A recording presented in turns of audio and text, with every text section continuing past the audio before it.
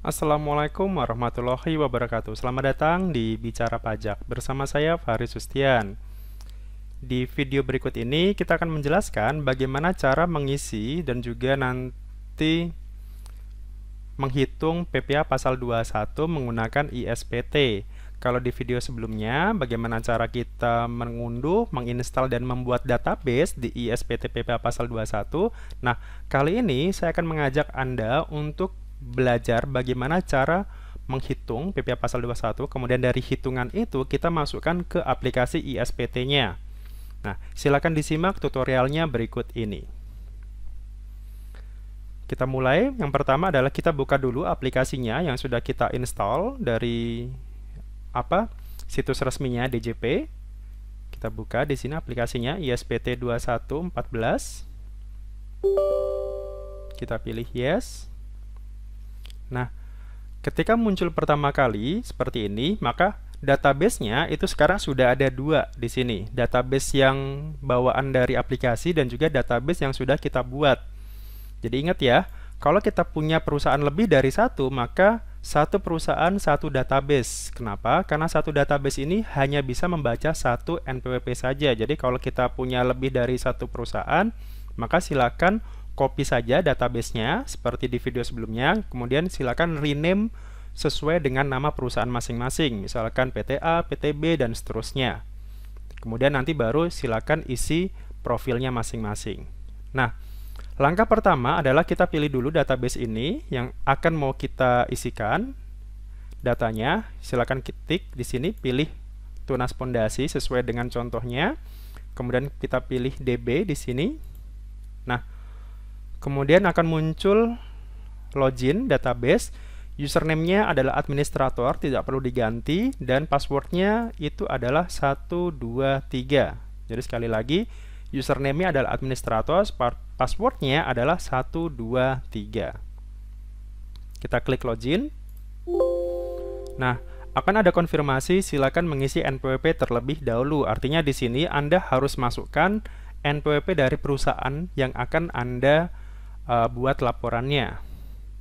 Nah, di contoh yang nanti akan saya bagikan, linknya di deskripsi, saya sudah siapkan di sini contoh pengisiannya, latihan pengisian SPT, PPh pasal 21. Nah, kita akan mulai mengisinya sesuai dengan contoh yang ada di sini. Misalkan ini NPWP-nya, kita kopikan ke sini, kemudian kita simpan. NPWP berhasil disimpan.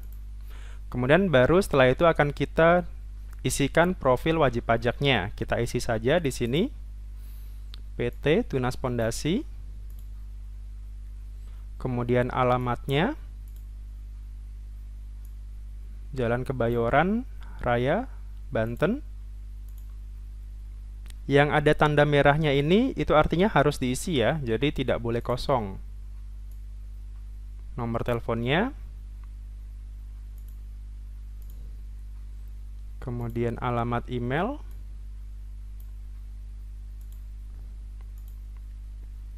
kemudian NPWP penandatanganan dan nama penandatanganan. Nah, ini adalah NPWP dari pimpinannya atau mungkin nanti siapa direkturnya, misalkan bisa direktur, bisa pimpinan, dan intinya yang bertanggung jawab di sini. Contohnya di sini nama pimpinannya adalah Arta di sini. Namanya Arta. Kemudian NPWP-nya di sini, NPWP-nya adalah ini. Kita masukkan NPWP-nya. Oke.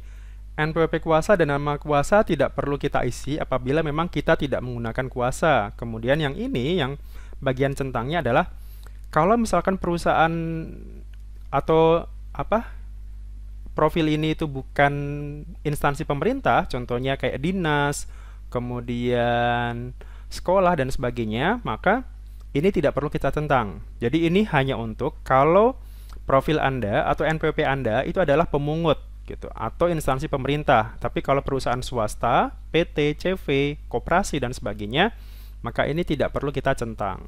Jadi biarkan seperti ini, kemudian kita pilih simpan. Konfirmasinya profil berhasil disimpan. Kita pilih OK. Nah, berarti profil dari PT Tunas Pondasi tadi ini sudah berhasil kita lakukan. Artinya ini sudah siap kita gunakan untuk mengisi SPT-nya.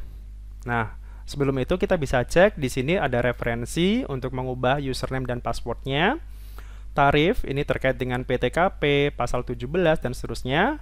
Sementara tidak ada perubahan, jadi PTKP masih yang 54 juta setahun, tarif berlapis itu masih sama 5, 15, 25 dan 30%.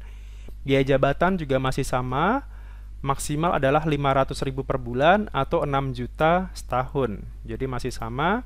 Kemudian yang di sini juga masih sama semua.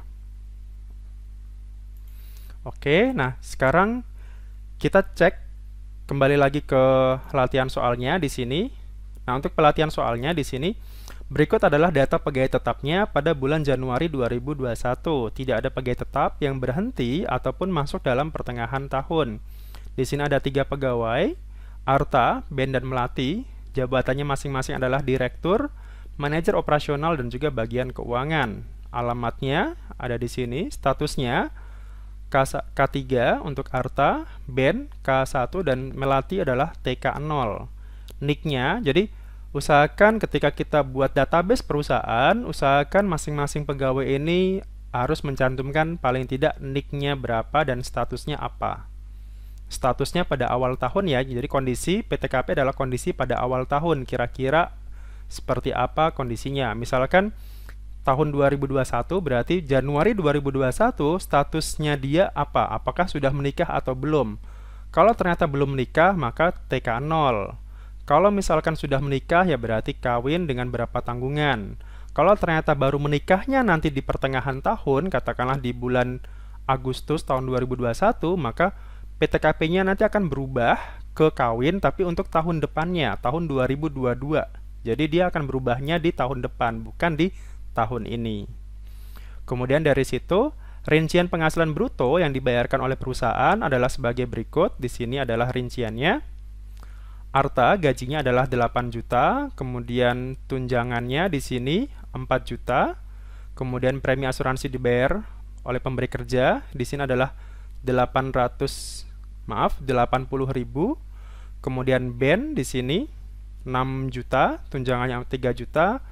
Premi asuransi dibayar pemberi kerja adalah 60.000, Melati 4 juta, tunjangannya 2 juta, dan preminya dibayarkan oleh pemberi kerja 40.000. Nah, untuk premi sendiri, premi asuransi yang dibayarkan oleh pemberi kerja itu nantinya akan jadi penambah penghasilan bagi karyawan. Artinya ini gaji, tunjangan, premi nantinya ini akan ditambahkan semua, jadinya penghasilan bruto. Nah, di samping itu, setiap pegawai membayarkan iuran pensiun yang dibayarkan sendiri sebesar 2% dari gaji. Artinya di sini, iuran pensiunnya atau biaya pensiunnya ini nanti jadi pengurang. Jadi pengurangnya bukan hanya biaya jabatan, tapi juga nantinya ada iuran pensiunnya sebesar 2% dari gaji.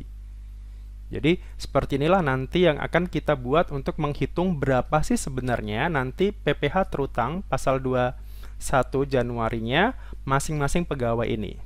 Nah, silakan simak penghitungannya berikut ini. Kita siapkan Excel-nya dulu di sini. Kita mulai dari Arta dulu, nanti kemudian kita masuk ke Ben dan Melati. Nah, di Arta di sini gajinya sebesar, kalau di sini adalah sebesar 8 juta, tunjangannya 4 juta, dan preminya itu berarti sebesar 1% dari gajinya. Nah, kita masukkan ke sini, gajinya 8 juta, kemudian tunjangannya sebesar 4 juta, kemudian preminya sebesar 1% dari gaji, Rp80.000. Total penghasilan bruto berarti di sini kita jumlahkan semua. Hasilnya adalah Rp12.080.000. Kemudian di sini ada biaya jabatan. Biaya jabatannya ini adalah 5% dari penghasilan bruto. Berarti kita kalikan 5%. Nah, hasilnya adalah Rp604.000. Nah, kita ingat biaya jabatan maksimal adalah Rp500.000. Berarti ini kita ada pakai rumus aja, pakai rumus if. Oke.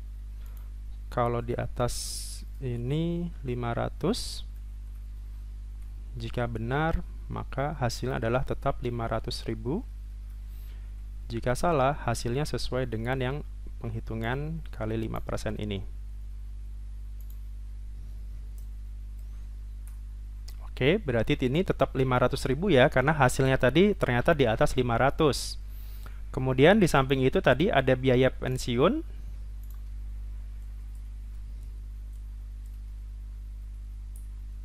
Atau iuran pensiun ya, di sini atau iuran pensiun. Iuran pensiunnya adalah sebesar tadi adalah 2% dari gaji.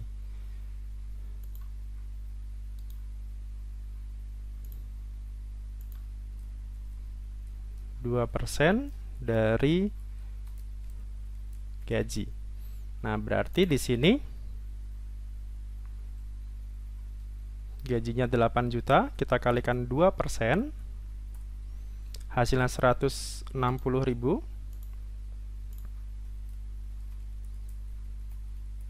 Total pengurangnya berarti sebesar 500 ditambah 160.000. Nah, berikutnya penghasilan neto sebulan adalah berarti penghasilan bruto di sini kita kurangkan dengan pengurangnya.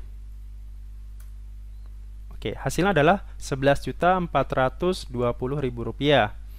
Kemudian kita kalikan setahun, karena kita perlunya setahun.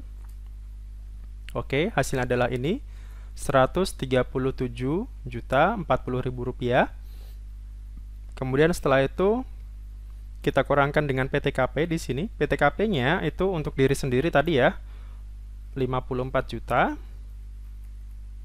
Kemudian tambahan karena dia menikah 4,5 juta. Tanggungannya tadi karena Arta ini tanggungnya 3, berarti kita kalikan 3 masing-masing tadi 4,5 juta. Maka total PTKP-nya adalah sebesar, kita jumlahkan semua, sebesar 72 juta. Penghasilan kena pajaknya berarti ini penghasilan neto setahun 137.040.000 kita kurangkan dengan PTKP-nya sebesar Rp65.040.000. Oke, karena ini penghasilan kena pajaknya ini di atas 50 juta, artinya dia kena tarif progresif 5 dan 15%. Nah, caranya berarti 5%-nya kita kalikan dulu yang 50 juta, batas atasnya. Nah, kemudian sisanya berarti 65 ini kurangkan dengan yang 50 juta tadi. Nah, ini kita kalikan. Berarti ini kita kalikan 50, sementara yang 15%-nya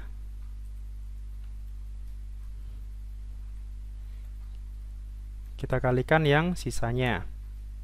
Maka total PPh terutangnya adalah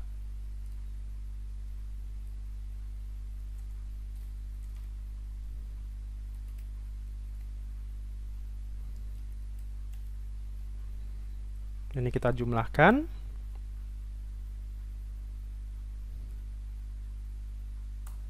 Oke, sebesar Rp4.756.000. Ini adalah PPh terutang pasal 21 setahun dari Tuan Arta. Nah, karena yang ditanyakan adalah PPh masa Januari 2021, maka kita balikan lagi, kita bagi dengan 12 bulan. Asumsinya tadi ya, kerjanya itu totalnya setahun penuh, tidak berhenti di tengah jalan atau mungkin dia meninggal dan sebagainya. Jadi asumsinya ini adalah 12 bulan full kerjanya. Nah, seperti ini kurang lebih penghitungan PPh pasal 21 per bulan untuk masa Januari ini.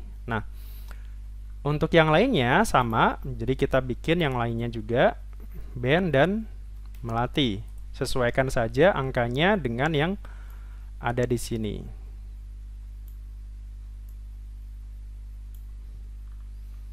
Ben itu gajinya sebesar 6 juta, tunjangannya adalah 3 juta. Jadi kita ganti di sini jadi 6 juta.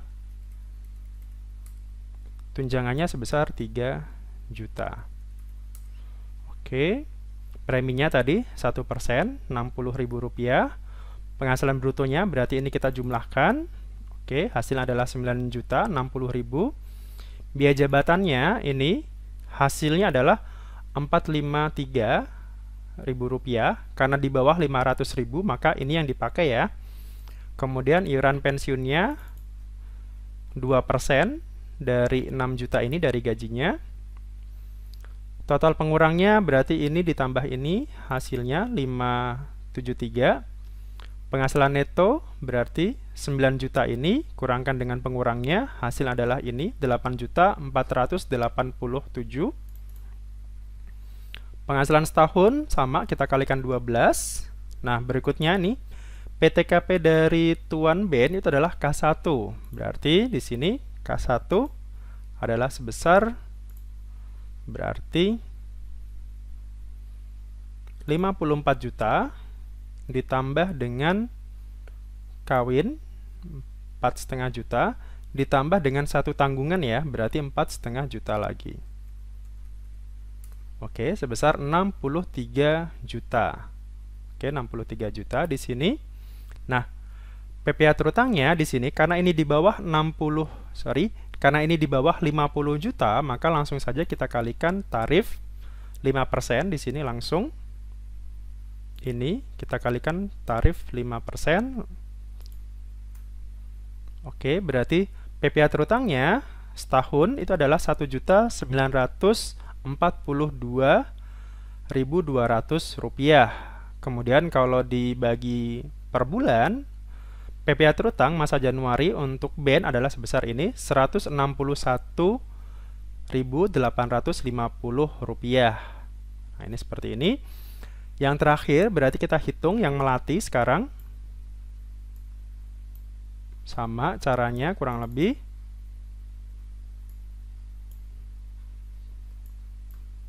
Kita ganti aja di sini, gajinya adalah sebesar 4 juta, tunjangannya adalah 2 juta. Oke, tunjangannya sebesar 2 juta. Ini masih sama, biaya jabatannya sesuai. Maksimal adalah ini 500, berarti masih di bawah. Kemudian pengurangnya seperti ini. Penghasilan neto setahun. Kemudian di sini PTKP-nya itu berarti melati adalah TK0, artinya hanya untuk dia sendiri berarti hanya sebesar 54 juta. Oke.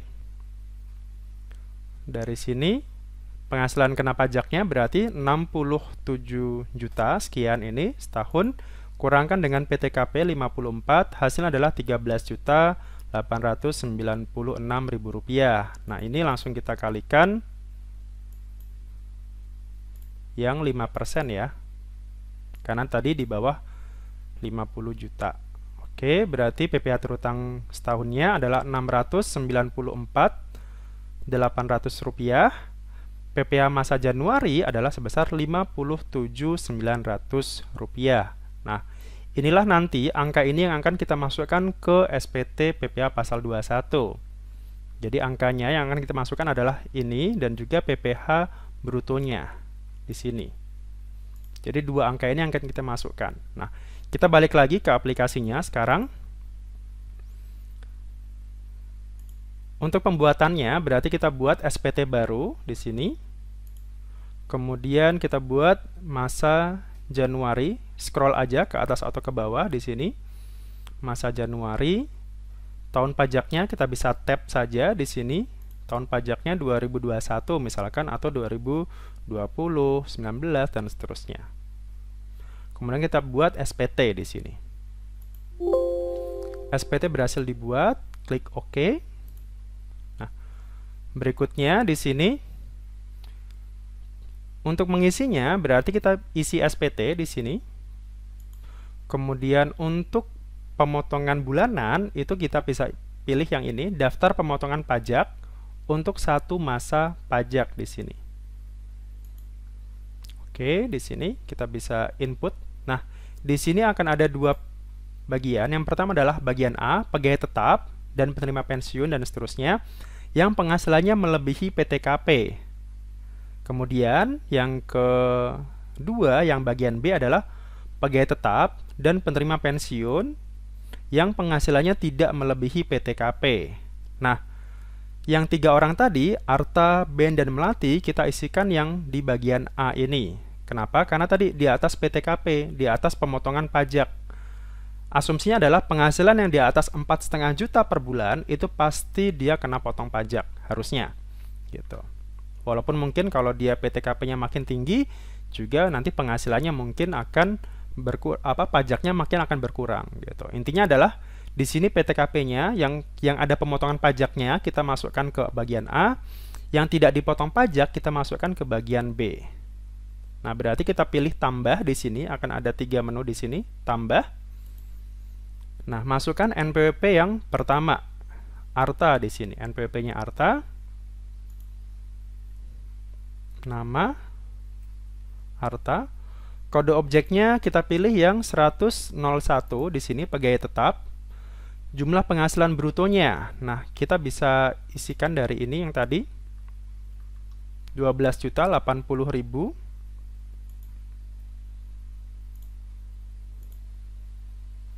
Oke. Kemudian kita isikan pajaknya di sini. Masa Januari ya, yang per bulan di sini 396.333. Kita isikan, kemudian kita simpan di sini. Nah, kemudian ada konfirmasi pemotongan pajak berhasil disimpan. Apakah Anda merekam pemotongan pajak yang baru? Karena berhubung tadi ada 3 yang harus kita input, berarti kita pilih ya di sini. Kita input yang kedua, berarti Ben, NPWP-nya ini. Pastekan ke sini, namanya adalah Ben. Kemudian penghasilan brutonya, sesuaikan, ada di sini. PPh yang dipotong sebesar ini, 161.850. Kemudian kita simpan. Pilih yes lagi untuk menginput yang terakhir, yang Melati.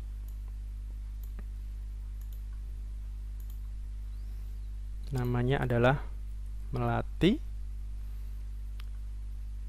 Kemudian penghasilan brutonya sebesar Rp6.040.000. Kemudian PPh yang dipotong sebesar 57.900. Kita simpan. Kalau sudah berhasil, kita berarti pilih no sekarang, karena sudah 3 orang yang masuk. Nah, di sini adalah daftar pemotongan PPh. Kita sudah input PPh-nya di sini yang melebihi PTKP. Nah, kalau misalkan ada pegawai lain yang di bawah PTKP, contohnya, misalkan ada di sini.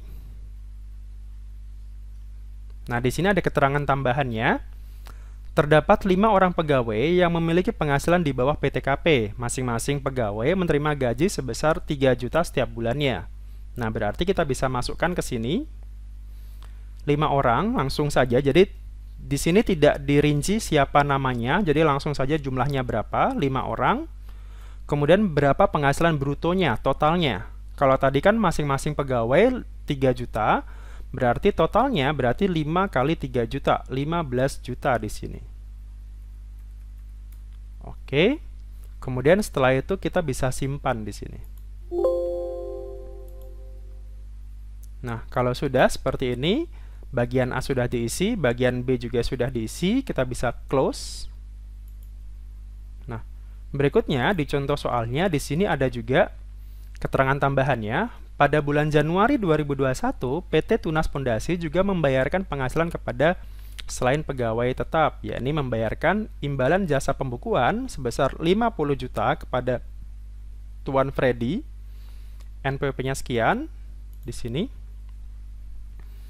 Kemudian NIK-nya sekian, alamatnya di Jalan Elang, Jakarta. Nah, karena dia penghitungannya bukan pegawai, tenaga ahli, maka di sini jumlah imbalannya di sini adalah 50 juta. DPP-nya, dasar pengenaan pajaknya, itu berarti kita kalikan 50% dulu, kali penghasilan bruto, berarti 50 juta kali 50%, hasilnya adalah 25 juta, kemudian kalikan tarif pasal 17, tadi ya sesuai biasa, karena di bawah 50 juta, maka kita pakai tarif yang 5%. Hasilnya adalah 1.250.000. Jadi di sini, kalau dia bukan pegawai, atau istilahnya tenaga ahli yang bekerja di situ yang bukan karyawan, maka langsung saja di sini tidak ada PTKP, tidak ada biaya jabatan dan seterusnya, langsung saja imbalannya berapa, kita kalikan 50% dulu atau setengahnya, baru nanti kita kalikan tarif pasal 17. Kalau ternyata di bawah 50 juta ya langsung saja kita kalikan 5%. Nah, untuk menginput di SPT pasal 21-nya, caranya adalah di sini SPT, kemudian pilih yang daftar bukti potong yang tidak final di sini. Kemudian kita pilih baru. Kemudian kita pilih tadi NPWP-nya. Input NPWP-nya. Kemudian namanya kita input di sini. Kemudian NIK-nya kita input, nomor induk kependudukannya. Kemudian alamatnya, Jalan Elang nomor 43 Jakarta. Kemudian, nah di sini objek pajaknya, kode objek pajaknya kita pilih di sini. Kita pilih yang ini, imbalan kepada bukan pegawai yang menerima penghasilan yang tidak bersifat kesinambungan. Artinya dia hanya sekali saja dia dapatnya. Contohnya tadi kan hanya jasa pembukuan selesai. Jadi tidak ada lagi yang bulan berikutnya tidak ada lagi gitu. Jadi tidak sama seperti yang berkesinambungan itu, contohnya dokter yang bekerja di rumah sakit. Itu kan berkesinambungan ya, karena dia tiap bulan bekerja di rumah sakit itu dan tiap bulan dia terima penghasilan. Maka nanti rumah sakitnya bukti potongnya adalah seperti ini, tapi pilihnya yang berkesinambungan. Tapi kalau hanya sekali saja, maka kita pilihnya yang tidak berkesinambungan. Kemudian jumlah penghasilannya kita pilih tadi sebesar 50 juta. Kemudian dasar pengenaan pajaknya tadi setengahnya ya, berarti sebesar 25 juta. Kemudian di sini kalau dia tidak punya NPWP, maka otomatis akan tercentang 20%. Jadi kalau kita isi tanpa NPWP di sini,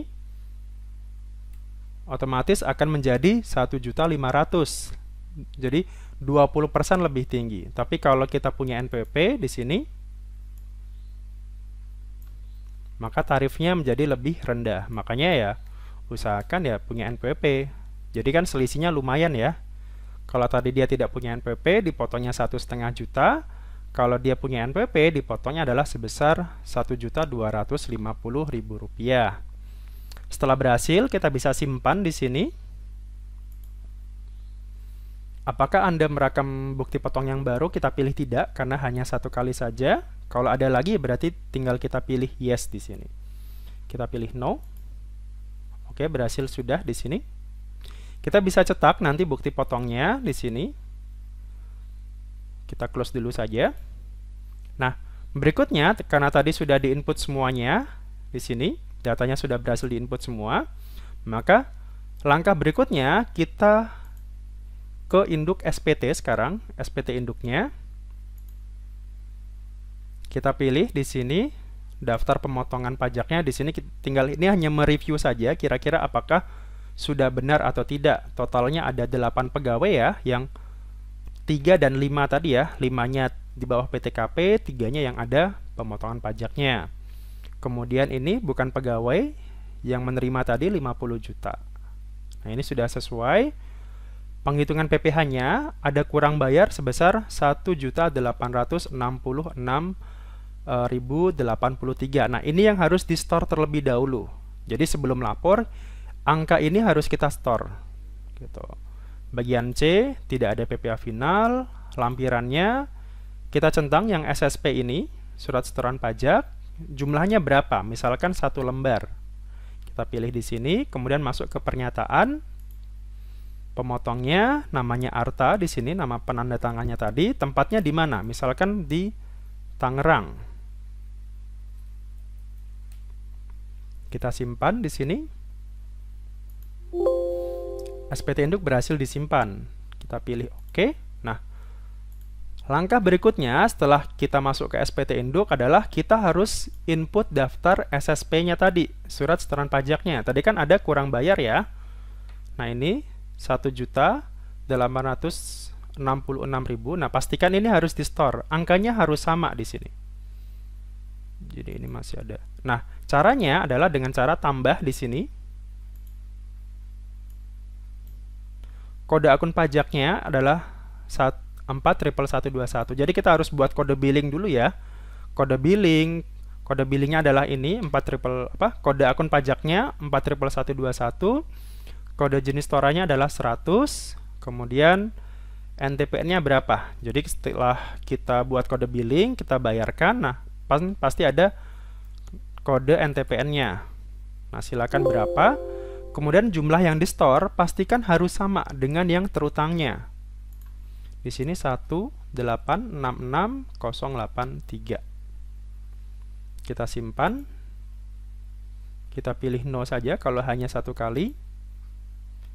Kita close di sini. Oke. Jadi pastikan di sini angkanya sama ya, PPA terutang dengan SSP yang disetor. Gitu. Nah, terakhir adalah bagaimana kita untuk meng-create CSV-nya. Jadi ISPT ini produknya nanti outputnya adalah berupa CSV, file berupa CSV. Nah, file CSV ini nanti yang akan kita laporkan bisa langsung datang ke KPP dengan cara ya lewat flash disk atau lewat CD, atau bisa juga Anda bisa melaporkan melalui e-filing. Nah, untuk pelaporannya nanti saya akan buatkan video di seri berikutnya ya. Ini cuman sampai pembuatan CSV-nya dulu saja. Nah, caranya adalah dengan ini kita pilih CSV, kemudian pilih lapor SPT. Nah, di sini ada masa SPT yang sudah kita buat Januari 2021. Nah, PPA terutang dan SSP yang di store ini sama. Jadi pastikan ketika kita membuat CSV, angka di sini harus sama. Kalau berbeda, nanti dia nggak bisa membuat CSV-nya, pasti akan ditolak. Nah, tinggal kita create saja di sini buat file CSV. Kemudian, nah, filenya ini jangan sampai dirubah namanya. Tetap seperti ini saja, jangan diubah namanya. Kemudian tinggal kita pindahkan ke folder mana. Kita siapkan foldernya, misalkan di sini SPT PPA pasal 21 Januari misalkan. Kemudian ini kita save di sini. CSV berhasil dibuat. Nah, berarti sudah selesai nih pelaporannya. Jadi, pembuatan CSV-nya sudah selesai. Jadi nanti tinggal dilaporkan saja. Gitu. Nah, berikutnya adalah menu cetaknya sekarang. Tadi kan ketika kita harus buat laporan ke kantor pajak kan harus ada menu cetaknya ya. Nah, kita bisa cetak di sini. Di menu cetak, formulir SPT. Bebas kita mau cetak yang mana, formulir induk misalkan. Kita cetak. Nah, seperti ini kalau berhasil. Nah, kalau ternyata tidak berhasil, maka berarti Crystal Report-nya itu belum diinstal. Jadi, Crystal Report itu nantinya adalah buat untuk ini. Bagaimana biar kita bisa cetak PDF-nya. Nah, setelah itu ya tinggal kita print saja di sini. Ada print report ini. Print report, tinggal kita ya printkan saja, konekkan ke printer misalkan, atau ke bentuk PDF misalkan, bisa juga gitu. Jadi kita bisa buat PDF-nya. Kita ini ya save type-nya di sini PDF.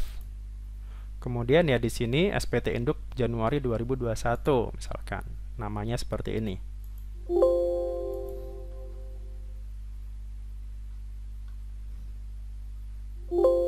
Export complete. Nah, kita cek filenya seperti apa bentuknya di desktop ini. Januari, seperti ini bentuknya. Nah, seperti inilah bentuk SPT induk untuk yang SPT PPA pasal 21, produk dari ISPT ya, seperti ini. Tinggal kita print saja, kemudian ya nanti tinggal kita cap. Jangan lupa di sini ada tanda tangan dan cap perusahaan. Gitu. Kalau ternyata laporannya masih manual ya, mestinya masih harus datang ke kantor pajak. Kalau nanti laporan lewat e-filing ya ini tidak perlu lagi diserahkan gitu. Cukup CSV-nya tadi saja.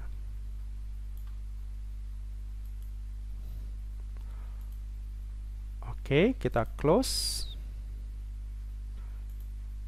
Demikian untuk materi PPA pasal 21. Semoga informasi ini berguna bagi Anda. Di video selanjutnya, saya akan menjelaskan bagaimana cara membuat SPT PPA pasal 21 untuk masa Desember. Kenapa berbeda? Karena untuk masa Desember itu biasanya ada rangkuman PPh untuk 1 tahun. Maka dia nanti harus membuat namanya formulir 1721A1 atau A2 gitu. Jadi Desember adalah rangkuman dari penghasilan dari Januari sampai November yang sudah dipotong berapa, kemudian Desembernya itu berapa. Ditambahkan juga dengan tadi ya, untuk 1 tahun pajaknya di A1-nya berapa. Untuk pelaporannya sendiri masih sama. Boleh menggunakan e-filing, boleh juga datang ke KPP. Oke, demikian informasi ini semoga berguna bagi Anda. Mohon maaf kalau ada kekurangan dari saya. Assalamualaikum warahmatullahi wabarakatuh.